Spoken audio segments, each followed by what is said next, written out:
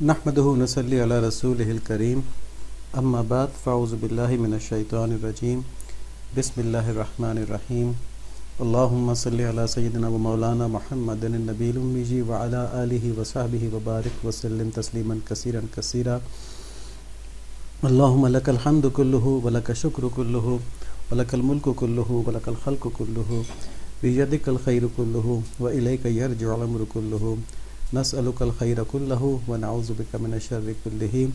یا اللہ آپ کا ہر طرح سے شکر ہے، آپ کی ہر طرح سے حمد ہے، اور تمام ملک آپ کے لیے ہے، تمام مخلوق آپ کی ہے، تمام حکومت آپ کے لیے ہے۔ یا اللہ ہم آپ سے ہر قسم کی خیر کی درخواست کرتے ہیں اور ہر قسم کے شر سے پناہ مانگتے ہیں۔ اللہ تعالیٰ ہماری ان دعاؤں کو قبول فرمائے۔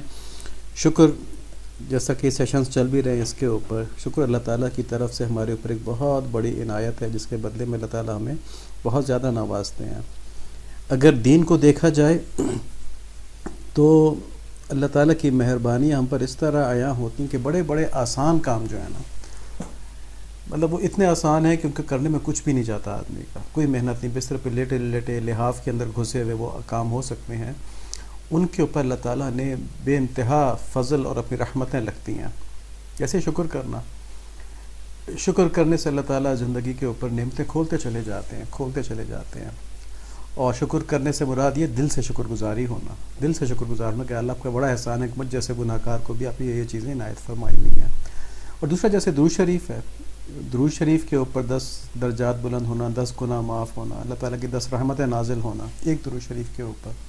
تو کیا مشکل ہے کہ آدمی چلتے پھرتے درود شریف پڑھ لے، فضول باتیں سوچنے کے بجائے، فضول گپ شپ کرنے کے بجائے کچھ وقت جو ہے دن میں وہ اس کام کے لیے مختص کر لے۔ جیسے ڈرائیونگ ہوگی، ڈرائیونگ میں میوزک نہ سنے، فضول باتیں نہ کرے، یہ کام کر لے، تو اللہ تعالیٰ نے بہت آسان چیزوں کے اندر بڑے بڑے کرامات رکھی ہوئی ہیں، بڑی بڑی رحمتیں رکھی ہوئی ہیں، صرف ہم غافل ہیں۔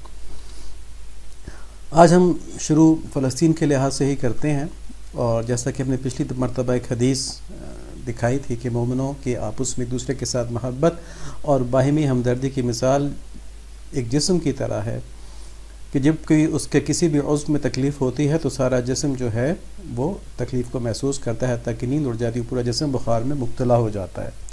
تو اب ہم اپنی اپنی حالت دیکھ لیں اور اپنے ارد گرد جو لوگ ہیں ان کے ساتھ بھی اس بات کو مطلب بات کریں اس چیز کے اوپر کہ جس کو فلسطین کے اندر جو مسلمانوں کے اوپر شدید ظلم ہو رہا ہے، شدید ظلم سے مراد یہ ہے کہ ظلم تو ہوتا ہی رہتا ہے، لیکن اس نوعیت کا ظلم کہ آدمی کے رونگٹے کھڑے ہو جاتے ہیں۔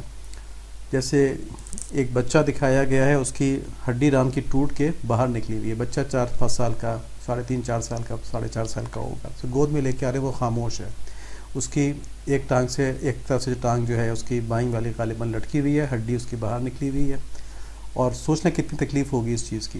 ہڈی کی تکلیف تو بہت ہوتی ہے، جن کا کبھی فریکچر ہوا انہیں معلوم ہوگا۔ وہ اسی حالت میں خاموش اس کو لٹالا جاتا ہے، پھر اس کا ایک ہاتھ باندھ دیا جاتا ہے بیڈ کے ساتھ تاکہ وہ آپریشن کے دوران یا کام کے دوران وہ موومنٹ زیادہ نہ کرے، اور اس کے بعد وہ پھوٹ پھوٹ کے رونا شروع کر دیتا ہے، اس کو رونا بھی نہیں دیکھا جاتا ہے۔ پھر وہاں پہ انستھیزیا بھی نہیں ہے، تو وہ آپریشن جو کیا گیا ہڈی جوڑنے کا اور پٹی کرنے کا اور ٹانکے لگانے کا، وہ سب کچھ بغیر انستھیزیا کے ہوا، بغیر سن کیے، بغیر بھی ہوش کیے ہوا، اور چھوٹا سا بچہ اس نے کیا کیا برداشت کیا، تو رونگٹے کھڑے ہو جاتے ہیں۔ ایسی حالت کے اندر جو لوگ غفلت میں ہیں، جو مزے کر رہے ہیں، جو گھوم پھر رہے ہیں، متوجہ نہیں ہو رہے اس طرف، حتیٰ کہ دعا بھی نہیں کر رہے ان کے لیے، بلکہ ان کے خلاف بھی بات کرنے والے لوگ موجود ہیں کہ کیا ضرورت ہے یہ کرنے کی، تو وہ جسم کا نہ اللہ معاف فرمائے بس، لیکن یہ کہتے ہوئے ڈر لگتا ہے کہ جسم کا کامل حصہ وہ نہیں ہے، امت کے جسم کا کامل حصہ نہیں، جو اتنے زیادہ وہ اس کے اوپر سینسٹیو نہیں ہے، نان سینسٹیو ہیں۔ اللہ تعالی ہم سب کو یہ فکر نصیب فرما دیں، آمین۔ یہاں پر ہم کچھ اہم باتوں کا ذکر کرتے ہیں، اور وہ یہ کہ حماس، اسرائیل اور امریکہ وغیرہ سب سے اکیلے لڑ رہا ہے، کوئی مسلم ملک سوائے زبانی باتوں کے اس کے لیے کوئی مدد نہیں کر رہے، نہ کوئی اسلحہ پہنچا رہے ہیں، نہ اسرائیل کے اوپر تیل کی پابندی یا کوئی اور پابندیاں لگا رہے ہیں کہ وہ حملے روک دے۔ یہ حملے تو شہریوں کے اوپر ہو رہے ہیں، حماس کے اوپر تو ہو بھی نہیں رہے نا، وہ تو چنگوں کے اندر ہے نمدر، تو شہریوں کے اوپر اتنا ظلم ہو رہا ہے، لیکن مسلمان ممالک سوائے زبانی باتیں کرنے کے کچھ نہیں کر رہے، اور ان سے زیادہ زبانی باتیں تو کفار ممالک کے عوام کر رہے ہیں۔ بڑے بڑے پروسیشنز نکال رہے ہیں، لاکھوں لوگ نکل رہے ہیں اس کے اوپر کہ سیز فائر کیا جائے، پیلسٹائن کو اس کے حقوق دیے جائیں. یہ کفار کر رہے ہیں یہ کام نا، امریکہ کے اندر، یو کے اندر، بہت سے دیگر کفار ممالک میں. تو مسلمان ممالک کے اندر تو حال یہ ہے جیسے یہاں پہ آیا تھا کہ الفلاح بینک نے یہ نوٹیفائی کر دیا کہ کوئی بھی فلسطین کی امداد کے لیے اکاؤنٹ قائم نہیں کیا جائے گا. این ای ڈی یونیورسٹی میں ایک بچے نے کوشش کی اسی معاملے میں چندہ جمع کرنے کی، تو اس کو نوٹس ایشو کر دیا گیا کہ یہ آپ نے کیوں کیا ہے نا. تو ناچ گانے ہو سکتے ہیں، یہ نہیں ہو سکتا. تو یہ جنگ وہ اکیلے لڑ رہے ہیں. ٹھیک ہے، ہماری ہمدردیاں ان کے ساتھ ہیں، لیکن ہماری جو انتظامیہ ہے، جو ہمارا اسلحہ ہے، جو ہماری دفاع ہے، وہ ان کے ساتھ نہیں ہے. تو ایسے میں یہ خیال آتا ہے کہ بہادر فلسطینی کب تک اس وحشی پن کا مقابلہ کر پائیں گے، کب تک وہ اکیلے اس چیز سے لڑ پائیں گے؟ کیا سب کے سب ختم ہو جائیں گے؟ اور کیا اسرائیل اس خونخواری کے باوجود دنیا کا ہیرو بنا رہے گا؟ تو اس سے صدمہ بھی ہوتا ہے اور مایوسی بھی پیدا ہوتی ہے، نیچرل ہے یہ. تو یہاں پر اسی بات کی بات کرنی کہ صدمہ ہونا یہ دینی حمیت کی علامت ہے. یہ صدمہ بھی اگر نہ ہو تو اس کا مطلب آدمی اس جسم کا حصہ پوری طرح نہیں ہے، کٹا ہوا ہے امت کے ساتھ. جو امت کے ساتھ کٹا ہوا ہے تو وہ دیکھ لے پھر کہاں ہے. لیکن مایوسی نہیں ہو سکتی، مایوسی جائز نہیں ہے، کوئی بھی حالت ہو جائے. دیکھیں ہم نے آج طائف کے واقعات پڑھے جس میں آپ صلی اللہ علیہ وآلہ وسلم کے ساتھ ایک عجیب معاملہ کیا ان لوگوں نے جو سوچ بھی نہیں سکتے. وہ تو دعوت دینے کے لیے گئے تھے نا، زبردستی مسلمان کرنے تو نہیں گئے تھے. نہ کوئی ایسی قوت تھی ان کے پاس کہ وہ ڈر گئے تھے طائف والے. انہوں نے کہا نہیں جی آج ان کو مطلب بالکل ہی ڈاؤن کر دیا جائے ورنہ کل کو یہ ہمارے پر غالب آ جائیں گے. ٹھیک ہے، کوئی ایسی قوت بھی اس وقت نہیں تھی، صرف ایک دعوت دینے گئے تھے. انہوں نے کیا سلوک کیا؟ پتھر مارے، آوازیں کسیں. دو چیزیں تھیں اس میں، پتھر مارنے سے جسمانی تکلیف تھی، آوازیں کسنے سے کہ جو دنیا کے سب سے باعزت تمام مخلوقات کے اندر سب سے باعزت ہیں ان کے اوپر آوازیں کسنا. تو کتنی ذہنی تکلیف، کتنی نفسیاتی تکلیف اس سے ہوئی ہوگی. دیکھیں نا، جو آدمی پہلی کمین ہو، ویسے تو کوئی نہیں ہوتا، ہر ایک عزت ہوتی ہے، لیکن میں ویسے ایک بات کر رہا ہوں کہ گاؤں کے اندر جو پہلے ہی کوئی موچی ہو، کوئی گھسیارا ہو، تو اس کو کوئی برا بھلا کہہ بھی دے تو اس کو اتنا محسوس، ذہنی تکلیف اتنی نہیں ہوتی. ٹھیک ہے، ذہنی نہیں ہوتی کیونکہ اس بات کو تو وہ جانتا ہے کہ میرے ساتھ یہ سلوک ہونا ہے، تو تیار ہوتے ذہنی طور پہ. لیکن اگر کسی باعزت آدمی کو کوئی غلط بات سب کے سامنے کہہ دی جائے تو اس کے لیے بڑی ذہنی کوفت کا باعث ہو جاتی ہے. اور یہ تو آپ صلی اللہ علیہ وآلہ وسلم کی ذات مبارکہ تھی جو عیوب سے پاک تھی. ٹھیک ہے، عاجزی بہت تھی، لیکن عاجزی تو اللہ تعالیٰ کے سامنے ہوتی ہے نا. یہ تو مطلب نہیں ہوتا کہ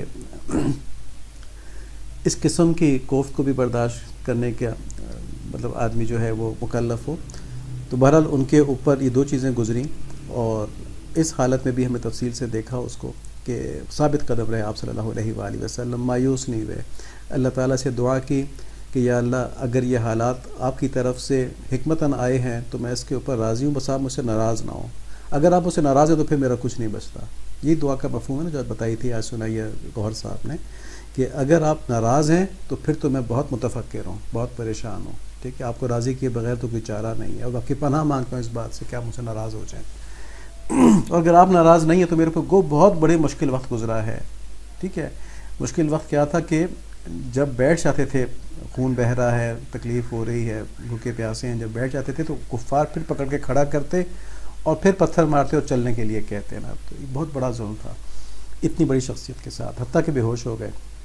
اور جب ہوش میں آئے تو یہ دعا کی، اور اس دعا کے اندر مایوسی نہیں تھی، عاجزی تھی، اور اللہ تعالیٰ سے یہ دعا تھی اللہ تعالیٰ مجھ سے ناراض نہ ہو.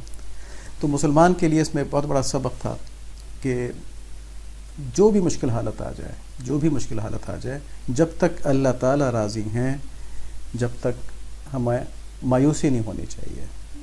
جب اللہ تعالیٰ پر ایمان ہے تو مایوسی کی گنجائش نہیں ہوتی. دیکھیں ہماری جان، ہمارے مال، یہ سب اللہ تعالیٰ کی امانت ہیں، اور اللہ تعالیٰ کو ہر چیز کے اوپر قدرت حاصل ہے. تو کیا اللہ تعالیٰ اپنی امانت کی حفاظت نہیں کر سکتے؟ ہے تو اللہ تعالیٰ کی چیز ہماری جان، ہمارے مال. ٹھیک ہے، میں تو اللہ تعالیٰ کے لیے میں جان مال وقف کیا ہے مسلمانوں نے، تو اللہ تعالیٰ حفاظت کر سکتے ہیں. اب سوال یہ کہ اگر ایسا ہے، جب ہمارا یہ ایمان ہے تو اللہ تعالیٰ نے کفار کو ایسا غلبہ کیوں دیا ہوا ہے کہ وہ اتنا ظلم کر رہے ہیں؟ تو اس میں بات سمجھنے کی یہ ہے کہ ایسا نہیں کہ اللہ تعالیٰ کو نعوذ باللہ ان پر قدرت نہیں ہے، ایسا نہیں کہ اللہ تعالیٰ اپنی امانت کی حفاظت نہیں کرنا چاہتے، بلکہ بات یہ ہے کہ اکثر مسلمانوں نے تو اپنی زندگی، اپنے جان، اپنے مال کو اللہ تعالیٰ کے پاس امانتاً سپرد ہی نہیں کیا. ٹھیک ہے، اور کہا کہ جی یہ تو ہم جو مرضی کریں گے، جیسے مرضی رہیں گے، گانے سنیں گے، یہ کریں گے، وہ کریں گے. تو اکثر میں فلسطینیوں کی بات نہیں کر رہا، میں مسلمان عوام کی بات کر رہا ہوں. ٹھیک ہے، جب پورا جسم ہے نا، پورا جسم خراب ہو تو کہ ایک عضو صحیح بھی ہو تو اس کے اوپر ایسے حالات آ سکتے ہیں. تو ان اعمال کی وجہ سے دنیا میں سزا ملنی ہوتی ہے تو کفار کا غلبہ ہو جاتا ہے، اور دوسرا ان اعمال کا کفارہ دنیا میں ہو جاتا ہے تو جنت کے درجات بھی بلند ہوتے ہیں. اب مسلمانوں کو یہ سمجھنا چاہیے کہ ایمان لا کر ہم نے اپنے جان اور مال اللہ تعالیٰ کے حوالے کر دیے ہیں. ٹھیک ہے، حوالے کرنے کا مطلب یہ ہے کہ اب ان پر ہمارا اختیار نہیں، بلکہ ہم نے شریعت کے مطابق گزارنا ہے. تو اللہ تعالیٰ ہم کو اس میں آزمائیں گے بھی. ٹھیک ہے، آزمائش ہوگی، لیکن جن لوگوں نے ایسا کیا ہوا ہے ان کی آزمائش تو ہوگی، اللہ تعالیٰ ساتھ نہیں چھوڑیں گے. ٹھیک ہے، وہ وقت گزر جائے گا. جو اس میں شہید ہو رہے ہیں وہ سیدھے جنت میں جا رہے ہیں. جنت میں جانا کوئی آسان بات ہے؟ اللہ تعالیٰ سورہ توبہ کے اندر 111 آیت میں فرماتے ہیں کہ اللہ نے خرید لی مسلمانوں سے ان کی جان اور ان کا مال اس قیمت پر کہ ان کے لیے جنت ہے. وہ لڑتے ہیں اللہ تعالیٰ کی راہ میں، پھر مارتے بھی ہیں اور مرتے بھی ہیں. تو فلسطین میں کیا ہو رہا ہے؟ مار بھی رہے ہیں، مر بھی رہے ہیں. کس لیے لڑ رہے ہیں؟ اللہ تعالیٰ کے لیے لڑ رہے ہیں. اور کیا ملے گا؟ ان کو جنت ملے گی. تو یہ سب کچھ اس آیت کے مطابق ہو گیا نا. آگے اللہ تعالیٰ فرماتے ہیں کہ وعدہ ہو چکا اس کا ذمہ اللہ تعالیٰ پر. سچا وعدہ تورات میں، انجیل میں اور قرآن میں، اور کون ہے اپنے قول کو پورا کرنے والا اللہ تعالیٰ سے زیادہ. تو اللہ تعالیٰ نے بڑی مطلب اللہ تعالیٰ کا کہہ دینا ہی کافی تھا نا اس کے اوپر. جو یہ کہا نا کہ وعدہ ہو چکا تورات میں، انجیل میں اور قرآن کے اندر، یہ بڑا ایمفیسائز کر دیا. جب اللہ تعالیٰ اتنا ایمفیسائز کر رہے تو کسی کو شک نہیں ہونا چاہیے کہ اس میں کوئی گنجائش ہے. اب انشاءاللہ اگر ان سے کچھ اعمال کے اندر غلطیاں ہوئی بھی ہیں فلسطینیوں سے تو سب معاف ہیں، وہ سب شہید ہو رہے ہیں، وہ سب جا رہے ہیں اللہ تعالیٰ کے پاس. اور ان کے اس عمل، اس قربانی کا کیا نتیجہ نکل رہا ہے کہ کفار حیرت میں ہیں کہ یہ عجیب لوگ ہیں جو اس مشکل کے اندر بھی کوئی جزا فضا نہیں کر رہے، بلکہ اللہ تعالیٰ کو پکار رہے ہیں، اللہ تعالیٰ کو پکار رہے ہیں، اللہ تعالیٰ کی طرف رجوع کر رہے ہیں. ٹھیک ہے، وہ گالی گلوچ نہیں کر رہے. ٹھیک ہے، وہ ان سب صدموں کو اٹھا رہے ہیں، اللہ تعالیٰ کی طرف رجوع کر رہے ہیں. تو پھر ان لوگوں نے قرآن شریف لے کے دین کو پڑھنا شروع کر دیا کہ یہ اسلام کیسی چیز ہے کہ جو ایمان لے کر آتے ہیں ان کا اتنا مضبوط فیتھ ہوتا ہے کہ کوئی چیز ان کو ڈگمگا ہی نہیں سکتی. وہ اللہ تعالیٰ سے منکر نہیں ہوئے کہ اتنی مشکل آ رہی ہے اللہ تعالیٰ ہماری مدد کیوں نہیں کر رہے. ٹھیک، وہ پھر بھی اللہ تعالیٰ کو پکار رہے ہیں. تو جب ایسا ہے تو اللہ تعالیٰ اپنا وعدہ پورا کرنے والے ہیں. اور آگے فرماتے ہیں کہ سو خوشیاں مناؤ اس معاملے پر جو تم نے کیا ہے، اور اس سے بڑی کیا کامیابی ہوگی. ٹھیک ہے، یہی بڑی کامیابی ہے. سو خوشیاں مناؤ اس معاملے پر کہ تم نے اپنے مال، اپنی جان اللہ تعالیٰ کے حوالے کر کے ان سے جنت لے لی. جنت آسان چیز نہیں ہے. ٹھیک ہے، تو جنت اگر اس بدلے میں مل جائے تو اس سے بڑھ کر کیا ہوگا. جو شہادت حاصل کر رہے ہیں وہ لوگ اور جنت لے رہے ہیں تو وہ بڑے ایک طرح سے خوش نصیب لوگ ہیں، اور وہ ہمارے لیے سبق بھی بن رہے ہیں. وہ ہم آگے انشاءاللہ دیکھتے ہیں کس طرح. تو اس آیت میں فلسطین کے لوگوں کے لیے خوشخبری ہے. انہیں اس آزمائش پر خوشیاں منانے کے لیے کہا گیا کیونکہ اللہ تعالیٰ کا وعدہ سچا ہے. گو ان کی جان چلی جائے گی، لیکن شہید کی جو موت ہے وہ چونٹی کے کاٹنے کی طرح ہوتی ہے. حدیث شریف ہے، شہید کو اس سے زیادہ تکلیف نہیں ہوتی موت کی، بس چونٹی کاٹنے والی تکلیف اس کو ہوتی ہے. تو اس سے زیادہ آسان موت کیا ہوگی. اور اس کے بدلے جنت مل رہی ہے، اور اس کے بدلے لوگ مسلمان ہو رہے ہیں جو اسلام کو دیکھ رہے ہیں. اس کے بدلے کفار کے چہرے سے پردہ ہٹ رہا ہے. یہودیوں کے بارے میں لوگ جان رہے ہیں، لوگ صحیح اور غلط کو کھول کے بیان کر رہے ہیں. تو بڑا فائدہ ہو رہا ہے. اور مسلمان انٹروسپیکشن کر رہے ہیں، اپنے آپ کو دیکھ رہے ہیں کہ ہمیں کیا ہو گیا ہے کہ ہم ہل نہیں سکتے اپنی جگہ سے جب ہمارے بھائیوں پہ اتنا ظلم ہو رہا ہے. تو اس کے بہت سے پہلوؤں سے بہت سے نتائج نکل رہے ہیں. اور یہ قربانی کون دے رہا ہے؟ یہ قربانی فلسطین کے لوگ دے رہے ہیں. اور ان کو اس کے بدلے کیا مل رہا ہے؟ جنت مل رہی ہے. اللہ تعالیٰ فرما رہے ہیں خوشیاں مناؤ اس معاملے پہ، اس سودے پہ جو تم نے اللہ تعالیٰ کے ساتھ کر لیا ہے. ساتھ ہی اس آیت کے اندر جو بے عمل اور وہن کا شکار مسلمان ہیں ان کے لیے بھی پیغام ہے. وہن کیا؟ کہ جو موت سے ڈرتے ہیں اور دنیا کو محبوب رکھتے ہیں. یہ وہن آپ صلی اللہ علیہ وآلہ وسلم نے بتایا کہ یہ چیز وہن ہوتی ہے. اور وہ حدیث ہم نے پہلے ذکر کی تھی کہ ایک وقت ایسا آئے گا، آپ صلی اللہ علیہ وآلہ وسلم نے پیشن گوئی فرمائی کہ وقت ایسا آئے گا جب کفار تم لوگوں کے اوپر حملے کے لیے اپنے آپ کو اس طرح بلا رہے ہوں گے ایک دوسرے کو جیسے کھانے کے اوپر دعوت دی جاتی. تو صحابہ نے پوچھا کہ مسلمان بہت کم ہوں گے؟ آپ صلی اللہ علیہ وسلم نے فرمایا کہ نہیں، کم نہیں ہوں گے، بہت زیادہ ہوں گے، لیکن سمندر کی جھاگ کی طرح ہو جائیں گے، ان کی کوئی وقت نہیں رہے گی، اور ان کے دلوں کے اندر وہن ہوگا، اور کفار کے اندر سے ان کا روب ہٹا لیا جائے گا. تو کفار کے اوپر ہمارا کوئی روب نہیں ہے، جس طرح چاہتے ہیں ہم کو مارتے ہیں، پیٹتے ہیں، اور ہم سر جھکائے پٹتے رہتے ہیں، جیسا کہ ابھی ہو رہا ہے.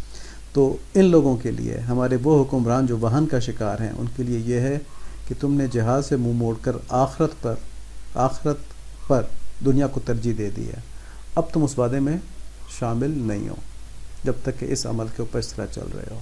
جب تم اپنی جان اللہ تعالیٰ کے حوالے کر دو گے، اپنے مال اللہ تعالیٰ کے حوالے کر دو گے، جہاد کی طرف چلو گے، مارو گے اور مرو گے، تو تم اس وعدے کے اندر آ جاؤ گے. اب خود فیصلہ کرنا ہے. اللہ تعالیٰ ہمیں صحیح ذوق نصیب فرمائے دین کا. اللہم آمین. اور دعا کرنی چاہیے کہ ہم تو عوام میں سے ہیں نا، ہم تو کچھ نہیں کر سکتے، لیکن اللہ تعالیٰ ہمارے ذوق کو ہمارے اندر زندہ رکھیں. اللہم آمین. اب اس آیت کے باوجود شیطان اور مایوسی پیدا کرنے والے دین سے دور مسلمان، ایسے لوگ بھی ہیں جو دین سے دور ہیں اور مایوسیاں پیدا کر رہے ہوتے ہیں.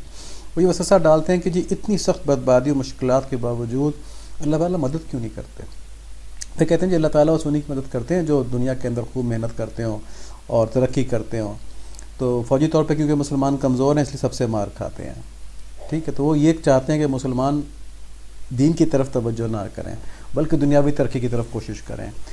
مسلمان دنیاوی ترقی کی طرف بہت کوشش کر رہے ہیں، ایسا نہیں ہے. ہر کوئی ملک چھوڑ کے باہر جا رہا ہے امیر ہونے کے لیے، اور حتیٰ کہ اپنے ملک کا کیا کہنا چاہیے جوس نچوڑ رہا ہے امیر ہونے کے لیے. دنیا میں ایک کوشش ہے نا، لیکن یہ کوشش دین چھوڑ کے ہے. تو دین چھوڑ کے دنیا کی کوشش کریں گے تو مسلمان تباہ ہی ہوں گے. دین کو پہلے مضبوط کریں پھر دنیا کی کوشش کریں، یہ اللہ تعالیٰ نے حکم دیا ہے. یہاں ہم نے یہ سمجھنا ہے کہ مسلمان کے لیے بھرپور فوجی تیاری کرنا یہ اللہ تعالیٰ کا حکم ہے، قرآن شریف کا حکم ہے. اس سے کوئی مفر نہیں، اس سے کوئی انکار نہیں، لیکن اس سے پہلے اپنا دین مضبوط کرنا ہے.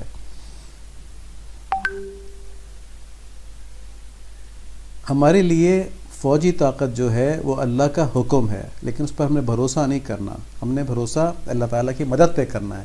اگر ہم نے فوجی قوت کے اوپر ہی سارا مدار کر لیا تو اللہ تعالیٰ کی مدد ہٹ جاتی ہے. اور اس کی مثال غزوہ بدر میں ہے، جب مسلمانوں نے اپنی بھرپور تیاری کر لی، جتنی بھی تیاری ہو سکتی تھی. 313 لوگ تھے، چند نیزے تھے، چند گھوڑے تھے، چند تلواریں تھیں، اور ایسی حالت میں وہ 1000 کفار سے ٹکرا گئے جو پوری طرح جنگی سامان سے لیس تھے، لڑنے کے لیے آئے تھے وہ.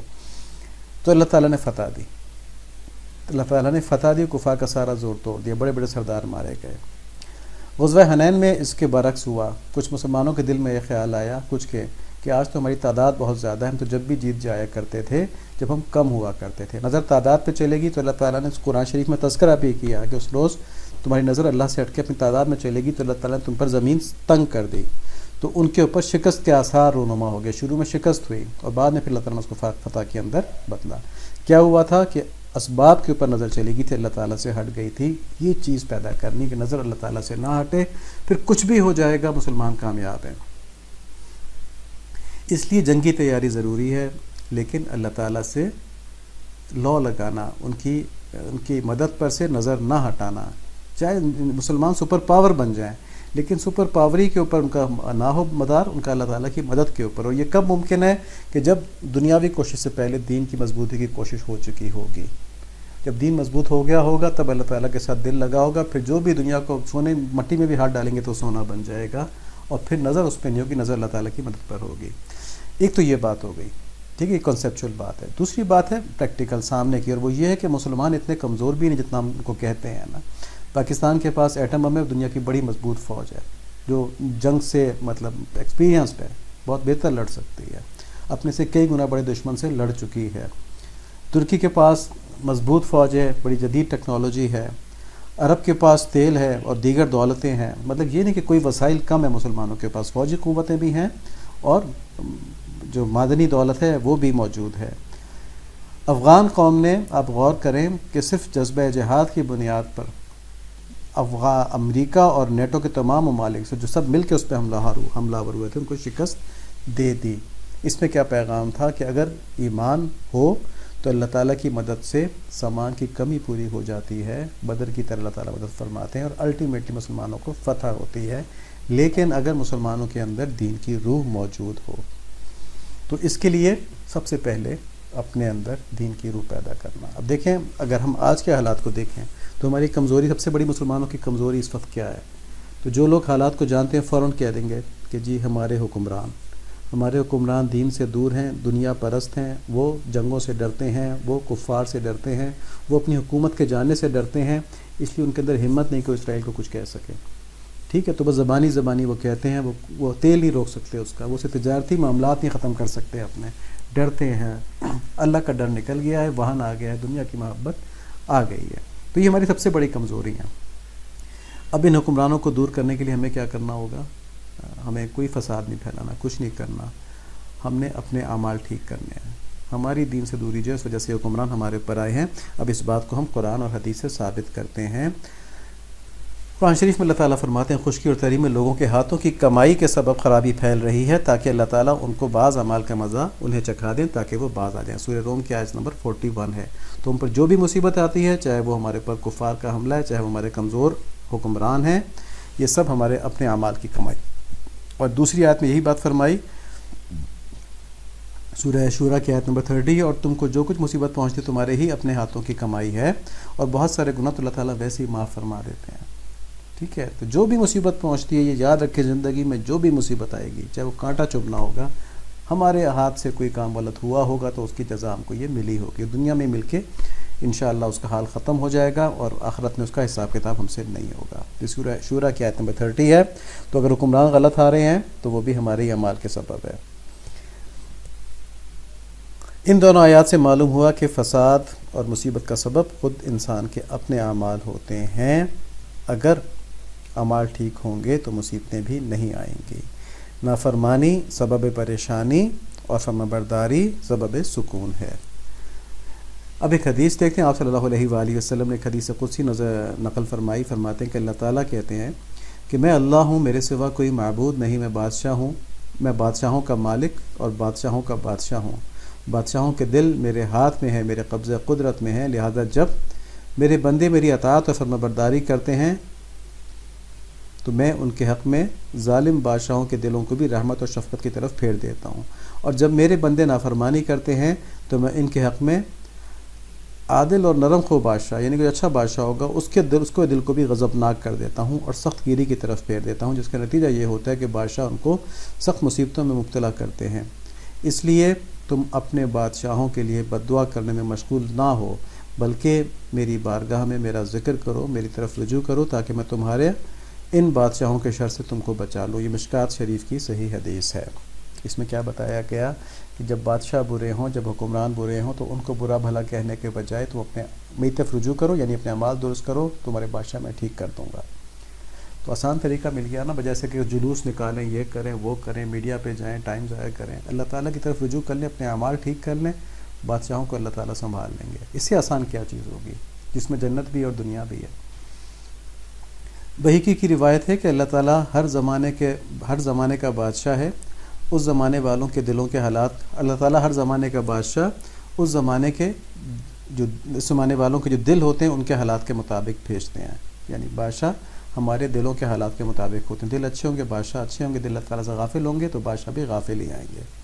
تو ان احادیث سے اور آیات سے ہمیں سبق ملتا ہے کہ صرف حکمرانوں کو برا کہہ کے اپنی ذمہ داری سے ہم بری نہیں ہو سکتے، یہ حکمران ہمارے دین سے دوری کے سبب ہم پر مسلط ہیں، اور اگر ہم ٹھیک ہو جائیں تو ہمارے حکمران بھی ٹھیک ہو جائیں گے، پھر کفار کی ہمت نہیں ہوگی ہمیں دیکھنے کی۔ فرانس کے اندر نبی صلی اللہ علیہ وآلہ وسلم کی شان مبارک میں گستاخی کے لحاظ سے ایک ڈرامہ بنایا گیا۔ اس کمپنی نے وہ ڈرامہ ایک جگہ چلایا، پتہ چل گیا ترکی کے بادشاہ کو، جو اس وقت خلیفہ ترکی کے تھے، اور انگلینڈ میں شاید اس کا شو ہونا تھا، تو انہوں نے دونوں ملکوں کو خط لکھ دیا کہ میں وہ بادشاہ ہوں جس کی حکومت یہاں سے لے کے وہاں تک ہے، اگر یہ ڈرامہ چلا تو تم لوگوں کی اینٹ سے اینٹ بچا دوں گا۔ ان کی ہمت نہیں پڑی وہ ڈرامہ چلانے کی، جو آج ہمارے قرآن شریف کو جلاتے ہیں اور آپ صلی اللہ علیہ وسلم کے خلاف نعوذ باللہ خاکے بناتے ہیں، ان کی ہمت نہیں پڑی وہ ڈرامہ چلانے کی، کیونکہ ایک مسلمان بادشاہ غیرت ایمانی سے بول رہا تھا۔ ٹھیک ہے، تو ہمیں صلاح الدین ایوبی چاہیے، تمام بچے اپنے آپ کو صلاح الدین ایوبی بنانے کی کوشش کریں۔ صرف سونے سے، موبائل دیکھنے سے اور وصول ٹائم ضائع کرنے سے صلاح الدین ایوبی نہیں بنتے، اللہ تعالیٰ کی طرف رجوع کرنے سے صلاح الدین ایوبی بنتے، پھر اللہ تعالیٰ خود دل میں باقی چیزیں ڈال دیتا ہے جو صلاح الدین ایوبی بننے کے لیے ضروری ہوتی ہیں۔ یہ مت سوچیں کہ وہ تو بہت قابل تھے، بہت ایسے تھے، بہت ایسے تھے، اللہ تعالیٰ سب دل میں ڈال دیں گے. ہمارا کام یہ کہ اپنے دلوں کو اللہ تعالیٰ کی طرف موڑ لیں. کفار کے تسلط سے نکلنے کے لیے ہمیں ایسے ایمان والے حکمران چاہیے جن کے دل میں وہن نہ ہو. اور ایسے حکمران ہم کو کیسے ملیں گے؟ تاکہ جب ہمارے دل درست ہو جائیں گے تو پھر سب کچھ ٹھیک ہو جائے گا. تو فلسطین پر اب جو ظلم جاری ہے اس کو دیکھتے ہوئے ہمارے کرنے کے کیا کام ہوئے کہ توبہ کر کے اپنے اعمال کی درستی کی فکر کرنا. اللہ تعالیٰ نے ہم کو آئینہ دکھا دیا ہے کہ دیکھو یہ تم ہو، یہ تمہارے حکمران ہیں، اور تمہارے ساتھ یہ ہو سکتا ہے، تم ہل نہیں سکتے اپنی جگہ سے اگر تم ان اعمال کی وجہ سے بیمار پڑے رہو گے. تو جیسے کوئی آدمی مفلوج جو تھپڑ مارتے رہے نا، اس کو وہ ہاتھ پاؤں نہیں لا سکتا اپنے. تو ایسی امت مسلمہ کا جو وجود ہے وہ گناہوں کے سبب مفلوج ہو چکا ہے. اب اسے تھپڑ پڑتے ہیں، تکلیف ہوتی ہے، ہاتھ پاؤں نہیں لا سکتا. تو ہمیں توبہ کی فکر کرنا، اعمال کی درستی کرنا، یہ ہمارا پہلا کام ہے. اور اگر حکومت ساتھ نہیں دیتی تو جس کے لیے جو ممکن ہے وہ کرے. جو سوشل میڈیا کے اوپر اسرائیل کے ظلم کی تشہیر کر سکتا ہے شرعی حکم توڑے بغیر، یعنی یہ نہیں کہ ویڈیو چلا دے اپنی، خدا کے بتانا شروع کر دے، نامحرم محرم کا خیال رکھیں، میوزک نہ ہو اس کے اندر. تو جیسے شرعی قوانین کے اندر ممکن ہے سوشل میڈیا میں ضرور بتائیں. جیسے بھی عامر صاحب نے بڑی باتیں بتائیں کہ سیمینارز کے اندر جائیں، لوگوں سے بات چیت کریں، بتائیں ان کو کہ کیا ہو رہا ہے. انشاءاللہ ہم فلسطین کے حالات اور اس کی جو ہسٹری ہے وہ بھی بتائیں گے. تو جو بھی کر سکتے ہیں ہم حق کو سامنے لانے کے لیے وہ ہم کریں. اور ایک کام جو سب کر سکتے ہیں وہ یہ ہے کہ ہمیشہ کے لیے تہیہ کر لیں کہ جب تک فلسطین کا مسئلہ حل نہیں ہوتا اسرائیل کی مصنوعات کا بائیک آؤٹ کرتے رہیں گے، چاہے ہمیں اس کے لیے اپنی خواہشات اور ضرورتیں بھی چھوڑنی پڑیں. اب کوک کا اور پیپسی کا ریپلیسمنٹ نہیں ہے. پنجاب کے اندر تو یہ گورمے کولا لاہور میں مل جاتا ہے، جنرلی نہیں ہے، تو چھوڑ دینا. کیا ضرورت ہے پینے کی کوک اور پیپسی؟ سمجھیں ہے ہی نہیں، دنیا میں پیدا ہی نہیں ہوئی تھی. کیا ہمارے مسلمانوں کا خون اتنا ارزاں ہے؟ اب کچھ لوگ کہتے ہیں کہ نہیں جی یہ میک ڈونلڈز اور KFC وغیرہ کا سارا پیسہ وہاں تھوڑی جاتا ہے، وہ تو پروفٹ کا کوئی 10% 5% جاتا ہے ان کو. بھائی حضرت تقی اسماعیلی صاحب فرماتے ہیں کہ اگر 1 روپیہ بھی جاتا ہے تو وہ 1 روپیہ اس بم میں استعمال ہو گیا جس نے فلسطینیوں کی ٹانگیں توڑ دی، ان کے بچے مار دیے، ان کے پاس پتہ نہیں کیا کیا سلوک کیا. تو کیا ہم برداشت کریں گے؟ ذرا دور تک دیکھیں نا ذرا کہ ہمارے اس 1 روپے سے کیا ہو رہا ہے. بائیک آؤٹ کر دیں چیزوں کا. کوشش کریں کہ مقامی چیزیں استعمال کریں چاہے کوالٹی نہ ہو. کوالٹی کیا چیز ہے؟ ٹھیک ہے، مطلب اگر ہمارے مسلمان ٹھیک ہو گئے تو کوالٹی بھی اچھی ہو جائے گی، لیکن کیا ہم اپنی دینی غیرت کی خاطر کوالٹی کو نہیں چھوڑ سکتے؟ چھوڑ سکتے ہیں. تو یہ ضرور کر لیں. اس آئینے کو دیکھنے کے بعد جو اللہ تعالیٰ نے ہم کو دکھایا ہے، ہم اس آیت کو دیکھتے ہیں فَفِرُّوا إِلَى اللَّهِ إِنِّي لَكُم مِّنْهُ نَذِيرٌ مُّبِينٌ. بس تم اللہ تعالیٰ کی طرف دوڑ کے بڑھو، یقیناً میں تمہیں صاف صاف تنبیہ کرنے والا ہوں. اللہ تعالیٰ بے نیاز ہیں. ٹھیک ہے، اللہ تعالیٰ مسلمانوں کے اوپر بہت مہربان ہے، اور جو اللہ تعالیٰ کے دین کے لیے قربانی دیتے ہیں ان کے لیے بڑے بڑے اللہ تعالیٰ کے حوصلے ہیں. لیکن خدا نہ خواستہ اس مصیبت کے اندر دین اور ایمان کمزور ہونے کی وجہ سے کسی نے منہ سے غلط بات نکال دی تو اس کا ایمان بھی گیا. ٹھیک ہے، تو اس وقت سے بچنے کے لیے دین کی طرف دوڑیں کہ ہمارا ایمان اتنا مضبوط ہو جائے کہ جب دجال بھی آ جائے تو مشکلوں کے پہاڑ بھی ٹوٹ جائیں تو ہمارا ایمان اللہ تعالیٰ کے اوپر سے نہ ہٹے جیسے فلسطینیوں کا نہیں ہٹ رہا. اللہ تعالیٰ ہمیں مضبوط ایمان نصیب فرمائے، آمین. اب دین کے علوم کے اوپر بات ہو رہی تھی. اس میں تفصیل سے پہلے بات ہو چکی ہے کہ کفار کا حملہ جو ہے وہ ہماری زمینوں پر نہیں ہے، صرف ہماری فکری نظریوں کے اوپر بھی ہے، ہمارے عقائد کے اوپر بھی ہے. اور سوشل میڈیا پہ، الیکٹرانک میڈیا پہ ایسے لوگوں کو پروموٹ کیا جا رہا ہے جو دین کے مستند عقائد اور احکام کو بدلتے ہیں. اور لوگ دین سے اتنے زیادہ لا علم ہو گئے ہیں کہ ایک صاحب نے ٹویٹر کے اوپر کہا کہ میں فیصل موور کے ذریعے ٹریول کر رہا تھا، میں نے ان سے کہا کہ نماز کی جگہ پہ، میں نے کہا کہ وہ ریسٹ ایریا کا آیا تو میں کہا نماز کے لیے روک لو. اس نے کہا جی ہمیں کمپنی نے اجازت نہیں دی کہ نماز کے لیے روک لیں. تو ٹھیک ہے، ہونا تو یہ چاہیے کہ کمپنیز جہاں پہ ایسی ہیں وہاں پہ جب آپ بس میں سوار ہوں تو آپ اس طرح سوار ہوں کہ آپ دیکھیں نماز کس جگہ پہ ملے گی، کون سے ریسٹ ایریا پہ رکے گی، پہلے پوچھ لیں اور دیکھ لیں نماز کا ٹائم تو نہیں نکل رہا، تو اس طرح سے پلان کر لیں. لیکن جب انہوں نے یہ لکھا تو نیچے ایک بہت بڑے صحافی نے لکھا کہ اس سے کیا ہوتا ہے، آپ کو بس میں ہی نماز پڑھ لینی چاہیے تھی، آپ ایسے شور مچا رہے ہیں. اس بہت بڑے صحافی کو، جو واقعی بہت بڑا صحافی ہے، بڑا مشہور صحافی، میں نام نہیں لے رہا، ٹھیک ہے، بہت پڑھا لکھا بھی ہے، اس کے پاس بڑی اندر کی خبریں بھی ہوتی ہیں، سب کچھ ہے، بڑا دانشور بھی سمجھا جاتا ہے. اس کو یہ نہیں پتہ کہ فرض نماز بس کے اندر نہیں ہو سکتی. 2 چیزیں تو کم سے کم مس ہو جائیں گی، قیام اور دوسرا قبلہ رخ ہونا جب بس مڑ رہی ہو. ٹھیک ہے نا، تو کیسے ہو سکتی ہے بس میں فرض نماز؟ تو تمہیں یہ بات کرنے کی ضرورت ہے. کیا تم یہ بات کر لو جی آپ پلان کر کے بیٹھتے؟ ٹھیک ہے. تو دین سے اتنے زیادہ لوگ لا تعلق ہو چکے ہیں کہ کہتے ہیں بس ٹھیک ہے نماز تو میں کھڑے کھڑے پڑھ لی, بیٹھے بیٹھے پڑھ لی, لیٹے لیٹے پڑھ لی, ہو گئی نماز نا, اس کے لیے بس اٹھیں گے کیا ضرورت ہے, وضو ہے وضو نہیں ہے کوئی بات نہیں نماز پڑھ لی. تو ایسے لوگوں سے بچنے کے لیے دین کے اندر اپنے آپ کو پہلی پرائرٹی دینے کے لیے کہ سب سے پہلی فکر یہ ٹریولنگ کے وقت میری نمازیں کہاں کہاں آئیں گی, میں کون سے ٹائمنگ پہ ٹریول کروں کہ میری نماز حرج نہ ہو, اور بیچ میں اگر آتی ہے تو میں کس جگہ پڑھوں گا, کس طرح پڑھوں گا, باوضو ہو کے بیٹھوں, اس طرح کی باتیں. تو ان چیزوں کے لیے لازم ہے کہ ہم دین کے علم کو صحیح طرح سیکھیں اور علماء سے سیکھیں, صحیح علماء سے سیکھیں, ہر ایک سے نہ سیکھیں. اور دین کا علم ہے جو ہے اسی سے دین ملتا ہے. امام سیرین کی ہم نے یہ روایت یہاں پہ بتائی تھی کہ بس تم دیکھو تم دین کس سے حاصل کر رہے ہو, یعنی دین کا علم کس سے حاصل کر رہے ہو. تو ہم نے یہ بھی بتایا کہ دین کے علوم کی جو بنیادیں ہیں وہ قرآن, سنت, حدیث, فقہ اور تصوف ہیں. قرآن کے اوپر بات چل رہی تھی. قرآن کی تدوین کے بارے میں آج ہم بات کرتے ہیں. پہلے ہم نے وحی کے نزول کے طریقے بتائے تھے. قرآن بتدریج نازل ہوا, اس کی حفاظت کا ذمہ اللہ تعالیٰ نے خود لیا, اور یوں اس کے الفاظ اور اس کے معنی ہمیشہ کے لیے جب تک اللہ تعالیٰ نے ہدایت کا نظام رکھنا ہے محفوظ ہیں.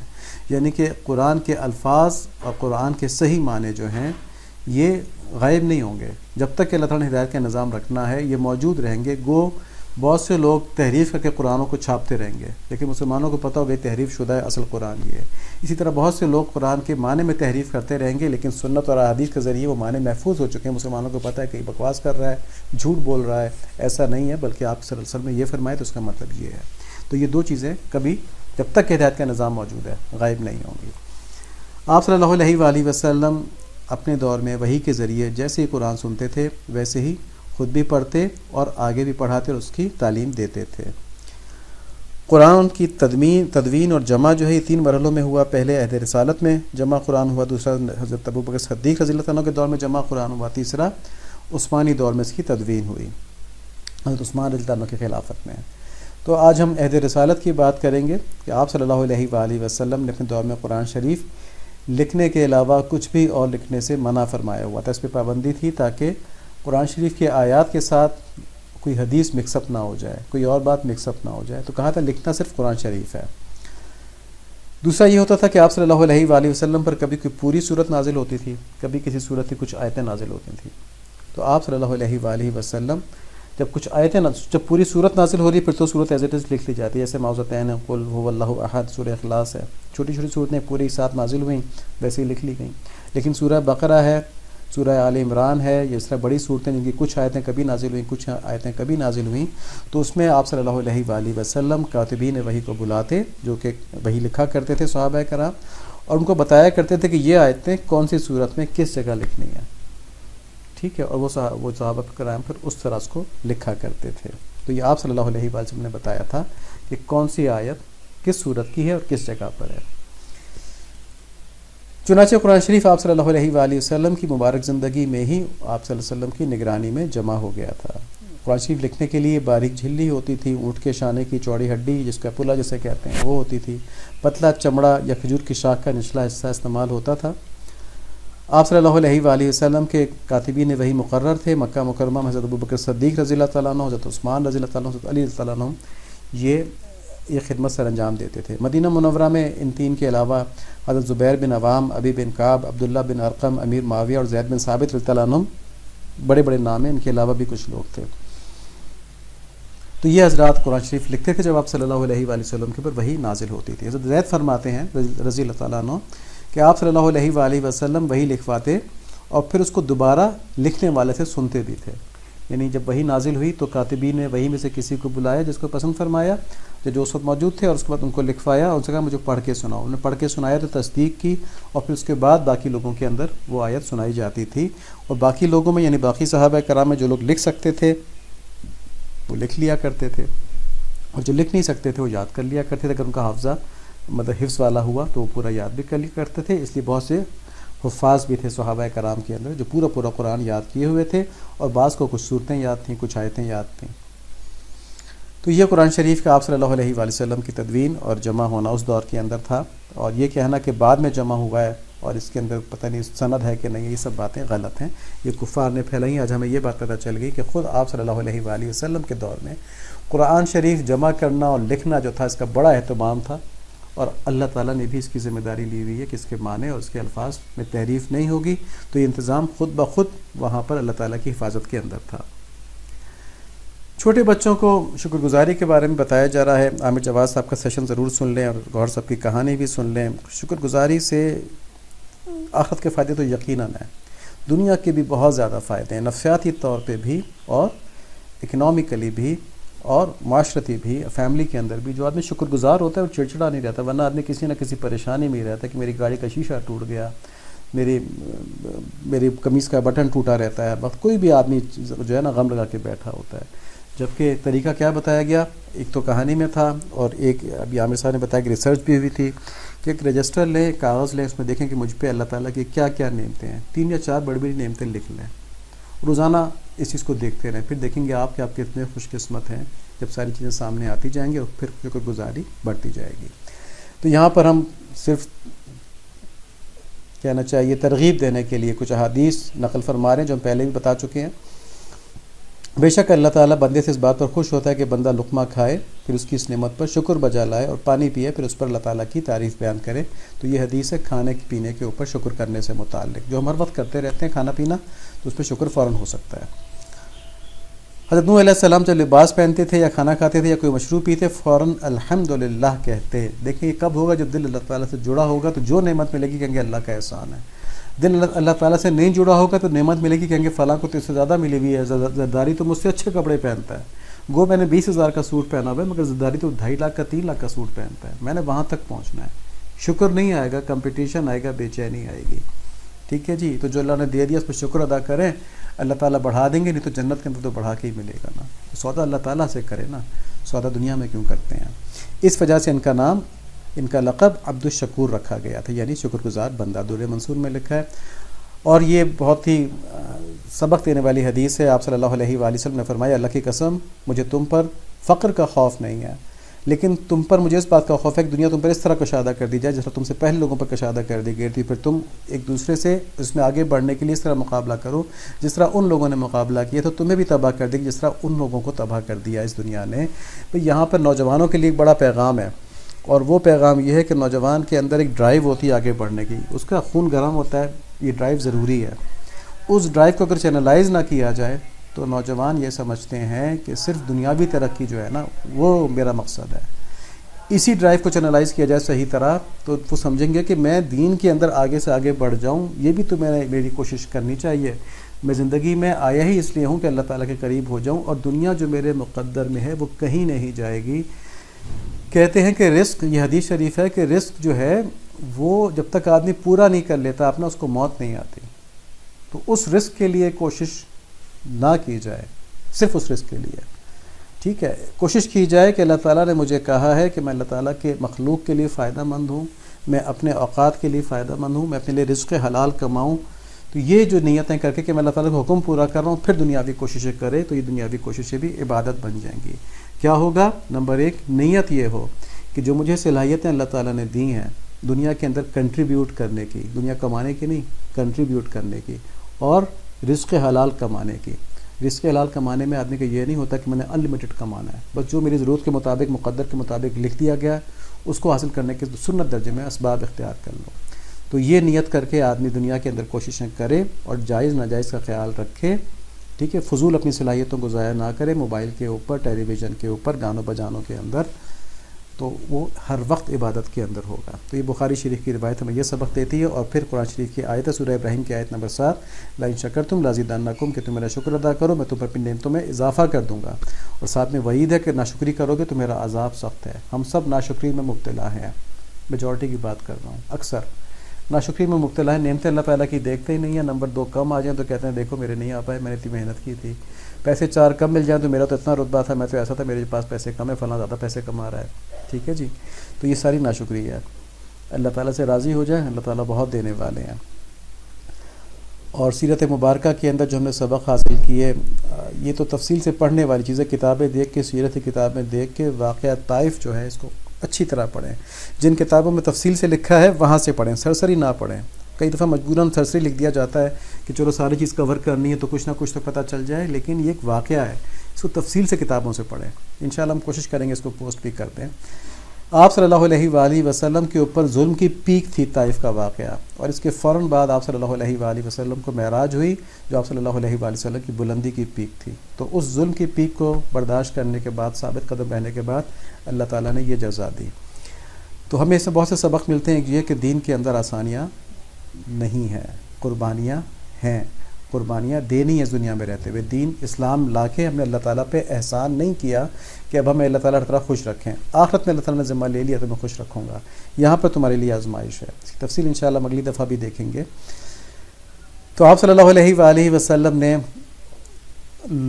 دیکھیں، آپ صلی اللہ علیہ وسلم خود پیغمبر تھے، ان کے ساتھ کچھ لوگ مسلمان جمع ہو چکے تھے، لیکن آپ صلی اللہ علیہ وسلم نے اس پر قناعت نہیں کی، مزید آگے پھیلانے کی کوشش کی، مزید آگے پھیلانے کی کوشش کی، اور جب مکہ مکرمہ میں مایوس ہو گئے تو طائف تک چلے گئے کہ شاید وہ لوگ میری بات مان لیں۔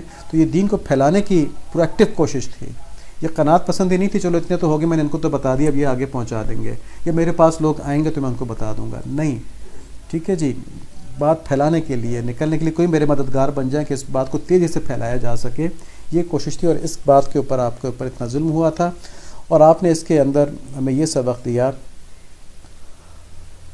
کہ ان لوگوں کو اللہ تعالیٰ نے عذاب دینے کا موقع ایک دے دیا آپ صلی اللہ علیہ وآلہ وسلم کو کہ ٹھیک ہے پہاڑ کا فرشتہ بھیجا جا رہا ہے، آپ حکم دیں کو پیس دے گا، آپ نے جب بھی معاف کر دیا، ٹھیک ہے۔ تو یہ بڑا خیال رکھنا ہوتا ہے کہ جب دین کی کوشش کر رہے ہیں تو لوگوں کی طرف سے دل میں نفرت نہیں ہونی چاہیے، جب دین کی کوشش کر رہے ہیں تو ان کی اصلاح کی نیت، ان کے لیے دعا ہونی چاہیے۔